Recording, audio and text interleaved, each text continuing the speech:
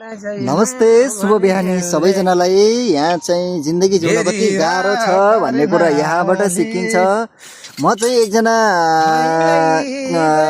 बुढा बाजे हुनुहुन्छ। म उहाँलाई चाहिँ थोरै प्रश्न गर्छु। उहाँले कति गाह्रो काम गर्नुहुन्छ, घाँटहरू बनाउनु भएको छ, अनि चाहिँ आँसीहरू बनाउनुहुन्छ, फलाम थुर्नुपर्छ दिनभरि। यसरी नै जीविका पालन चाहिँ हुन्छ। अनि म एकछिन उहाँलाई सोध्छु, नाम चाहिँ के अरे तपाईँको बाजे? मेरो नाम दिलबहादुर। दिलबहादुर के बादी हो है?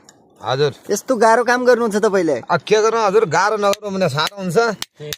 जिन्दगी जिउनलाई गर्नै पर्ने है। अनि तपाईँले त गीत पनि गाउनुहुन्छ अरे हो? हजुर गाउँछु गाउँछु।